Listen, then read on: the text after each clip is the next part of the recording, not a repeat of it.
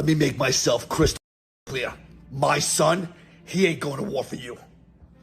Why should my son go to war for you?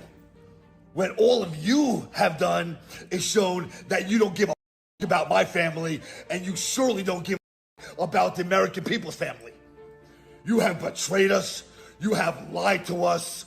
You have opened the borders and let in that have been hurting our American and brothers and sisters. And I'm not talking about the good ones, Mr. President. I'm talking about the ones that are coming here to hurt our families.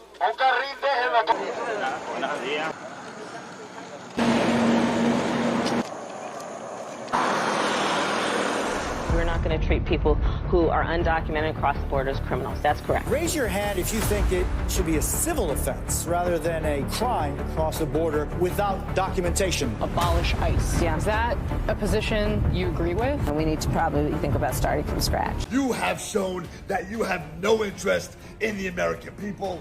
You have shown no interest that you care about us, and you want to put a draft together, and you're asking my son to fight for you. That is absolutely not happening. House passes defense bill automatically registering men 18 to 26 for draft. My son will not fight for you, and I've got about 15 million other children that I can guarantee you, and I promise, if called upon and you are still running this country with your corrupt administration, will not be fighting for you. One age-old issue is re-emerging, whether the U.S. should have a military draft. This report from the Washington Post just days ago claiming some in former President Trump's camp specifically are considering bringing back the draft. Now, Trump has since called mandatory military service a ridiculous idea, sharing that the story was a failed attempt to damage him with voters, saying he's, quote, never even thought of that idea. My suggestion is you have grandchildren. You have grandchildren of age or coming up of age. Put them on the front lines and let them be the first ones to stand up and fight for you. Well, alrighty then. Tell me how you really feel, Mr. Baldman with a scratchy voice. I don't know if that's from smoking or just yelling a lot. However, I think it was a draft. I don't know if you have that much of an option or a choice unless you just like run away from America, which, might I add, I think the young men that is able to fight who would run and escape the draft more likely are the blue-haired feminist men, the progressive men, those woke guys, and the people that will actually be put on the front lines is the Midwestern good old boys who the administration has completely and utterly ignored.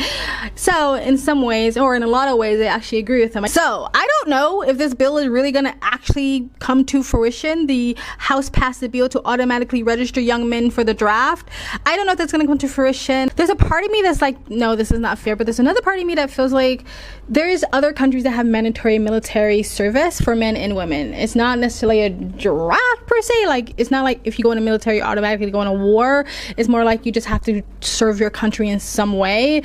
I know Israel has this. I know Thailand has this. Other countries have this. I've seen the positive benefits to that when it comes to maturing your younger generation, sort of masculizing men, I guess that's the thing, and giving people more love and attachment to the country because they had to serve their country. So a part of me feels like sometimes mandatory military service is a good thing, but it's not like, that's not the draft though, because I feel like draft means you're going to war, you're going to battle. Mandatory military service, you might just be doing a service for a few years and then you're done, and if a war happens to break out, then yeah, you're gonna fight. I've seen teenage boys go from shy, timid, soft-spoken boys to like men and confident because they spent a few years doing mandatory military service. And it can look different for different countries. Some is really military, some is like you're just helping build orphanage for poor kids in your country or something like that. I think maybe even Nepal might have this, I'm not sure, but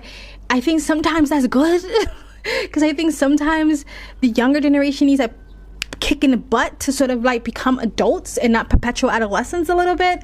But I'm anti-draft, I guess, because it means war. But part of me feels like a mandatory military service for a few years and having some sort of benefit from that, sort of like military pay, healthcare, free education, housing stipend, something like that would benefit the younger generation of America. But let me know what you guys think about that. Please like, comment, subscribe, hit the bell notification when I do upload. All of that really does help with the algorithm, guys. And if you'd like to support the channel, for the love of God, you can please donate. My PayPal and Cash App link is in the comment section below, or you can super thanks. And you guys have an amazing, beautiful day. Bye. Let me make myself crystal clear. My son, he ain't going to war for you. Why should my son go to war for you?